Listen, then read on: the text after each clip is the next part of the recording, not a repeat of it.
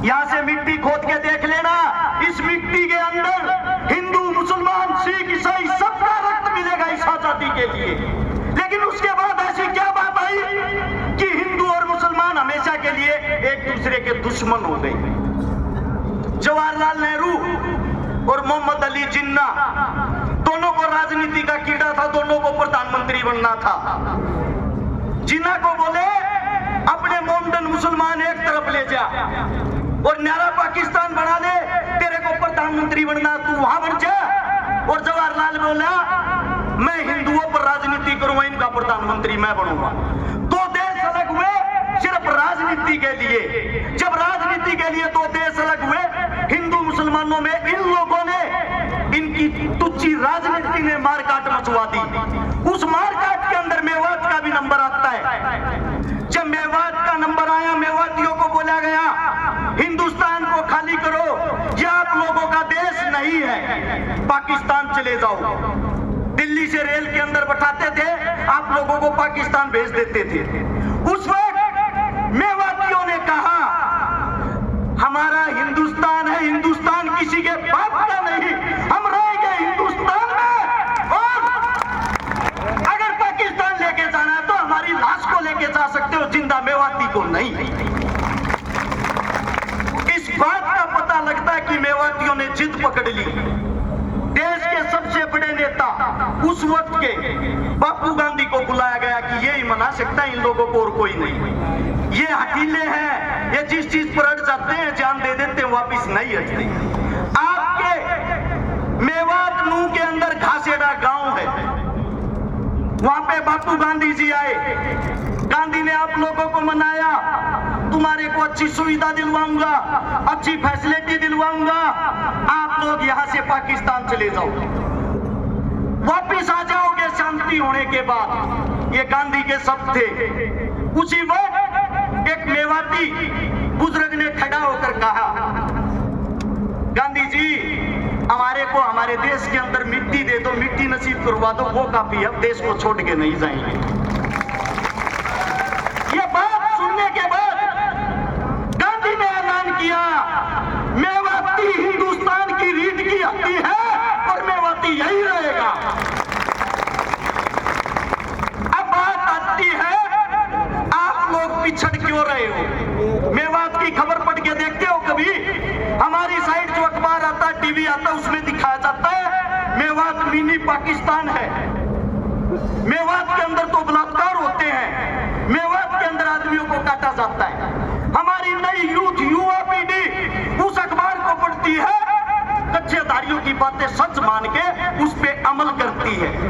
उनको यह दिखाई नहीं देता इस देश को जो हाल में चला रहा है, सरकार चलाने वाला जिसका नाम है नरेंद्र मोदी, भारत देश का प्रधानमंत्री, जिसकी जो जाति की अगर बात आती है, जिस जाति में उसने जन्म लिया, मैं मोदी साहब से पूछना चाहता हूं, मोदी साहब आप खुल के सबके सामने क्यों नहीं बताते आपकी जाति क्या है? आपने किस जाति में जन्म लिया? तेली जाति में। और तेली जाति 1947 से पहले मुसलमानों के अंदर आती थी, 47 के बाद उन्होंने हिंदू धर्म में कन्वर्ट किया। अरे आप देश के मुस्लिम परिवार में पैदा होकर या हिंदू मुसलमान करवा कर हमारे को मरवाना चाहते हो। अब बात आती है कमी की। कमी कहाँ है सिस्टम में? कमी है आप लोगों के अंदर, कमी है हमारे अंदर। वो कमी क्या है? भगत सिंह, राजगुरु, सुखदेव लाहौर जेल के अंदर जब फांसी तोड़े जा रहे थे, उसके बाहर, जेल के बाहर लाखों आदमियों की भीड़ थी। सब उनको क्रांतिकारी मानते थे, सब उनको देशभक्त मानते थे। वे लाखों आदमी बाहर चिल्ला रहे थे इंकलाब जिंदाबाद, भगत सिंह जिंदाबाद। लेकिन एक भी आदमी के अंदर इंसानियत नहीं थी। वहां जितने बाहर खड़े थे, हिंदू, मुस्लिम, सिख, ईसाई खड़े थे, हिंदुस्तानी कोई नहीं खड़ा था। अगर वहां हिंदुस्तानी खड़ा होता, उन सब की ताकत एक होती, वे लाखों आदमी उस जेल की एक एक ईंट उखाड़ते, जेल का नामो निशान नहीं मिलता, और आज भगत सिंह, राजगुरु, सुखदेव तुम्हारे बीच जिंदा होते। वही हालात आज है आप लोगों के लिए। जब हम बोलते हैं, बोलने से पहले तो हर्ष चिकारा सबका, बोलने के बाद बात आती है तो जाट जाति से है, और जाट हिंदू थे ही नहीं। कमाल है भाई, हमने हिंदुस्तान के लिए जन्म लिया, हिंदुस्तान के अंदर जन्म लिया है। हमारे बुजुर्ग हमारे सामने बैठे, हमारे का कहता हूँ, ये रोज रोड़ा पर जब लठ खावे हैं, इनको बोलते हैं ये तो देशद्रोही है। मैं पूछना चाहता हूँ, जब बॉर्डर पर कोई बेटा कोई बच्चा शहीद होता है, आप लोगों ने उसकी जाति क्यों नहीं दिखाते? आज तक क्या किसी गुजराती बाबू ने सरहद के ऊपर लड़ाई लड़ी है? आज तक क्या किसी गुजराती बाबू ने हिंदुस्तान के लिए शहीदी दी है? अरे लड़े हम, मरे हम, देश को चलाए हम, और देश के राजा वो। आप लोगों के अंदर कमी ये है, आप अपने आप को नहीं पहचानते, आप अपनी ताकत को नहीं पहचानते, आप अपने बच्चों को आगे नहीं बढ़ने देते। ये कमी आप लोगों में। जब आपका बच्चा रोड पे मरता है तो आने के टूच भैये आपके बच्चे को हिंदू मुसलमान बना के मार देते हैं। आप भी उस राजनीति में फंस जाते हो। आप लोगों के अंदर ताकत नहीं है क्या? आप अपने खून को भूल गए क्या? या आप धमकियों से डरने वाले हो? अगर धमकियों की बात करो, मेरी औरत जब मैं घर से निकलता हूं ये कहती है पता नहीं वापिस आएगा या नहीं। मेरी औरत जिसके साथ मेरी शादी हो रही है, उसके पेट में दूसरा बच्चा है। मेरे को यह भी यकीन नहीं है मैं उसका मुंह देख पाऊंगा या नहीं। जिस दिन से नू मेवात के ऊपर मैं बोला, मैंने शुरुआत की ऐसी धमकी ऐसे आदमियों की, सुबह मार देंगे शाम मार देंगे, फिर भी मैं एक बात कहता हूं इस सरकार को, समय तुम्हारा राज तुम्हारा हिम्मत है तो मार लेना। अगर मेरे बुजुर्ग जाग गए, इनका समय आ गया, इन लोगों ने हमारे को ताकत दे दी, हम भागने का मौका नहीं देंगे। फैसला आप लोगों ने करना है। अरे इस देश का राजा किसान होता है, किसान। इस देश को संभालने वाला किसान का बेटा जवान होता है। और आप लोग अपनी ताकत भूलकर हिंदू मुस्लिम जाट ब्राह्मण में फंसकर उन लोगों के बहकावे में आए हुए हो। चारों तरफ से धरती माप लेना, हर 7 किलोमीटर पर एक मंदिर मिलेगा, हर 12 किलोमीटर पर एक मस्जिद मिलेगी, हर 5 किलोमीटर पर पीर बाबा मिलेगा।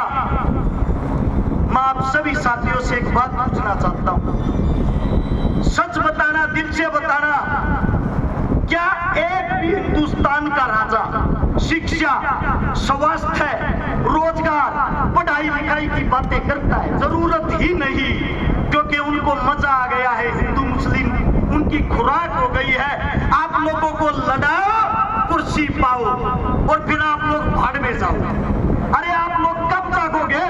मैं आप लोगों से सिर्फ एक बात कहना चाहता हूं, अगर आप लोग इस मेवात की पंचायत को बिना किसी निरीक्षण के वापिस अपने घर चले जाते हो, आपके बेटे आपके उन बच्चों की उम्मीदें टूट जाएंगी जो आज हमको धमकियां देते हैं। उनकी धमकियां सच हो जाएंगी। और आप लोगों में एक कमी है, जब आप लोगों की कोई लड़ाई लड़ता है उस वक्त तो आप टांग खींचते हो, और जब आपका बेटा आपका बच्चा मर जाता है तब उसकी आप मूर्तियां बनाते फिरते हो। अरे जीते जी अपने का हाथ पकड़ के क्यों नहीं खींचते, टांग पकड़ना छोड़ के? मैं सभी साथियों से ये कहता हूं, जो भी बुद्धिजीवी बोले वो बातें मुद्दे की करे, हिंदू मुसलमान की करे, नू मेवात की करे, ताकि सरकार को पता लग जाए जो आप भगाने वाली कला सीख रहे हो वो अब नहीं चलेगी आप लोगों की। और एक नारा जोरदार, हम सब एक हैं। मैं बोलूंगा हम सब, आप लोग बोलोगे एक हैं। पता लगना चाहिए कुर्सी के ठेकेदारों को। चलो आप कुर्सी पे बैठ नहीं सकते, उस कुर्सी को हिलाने की हिम्मत तो रखो। हम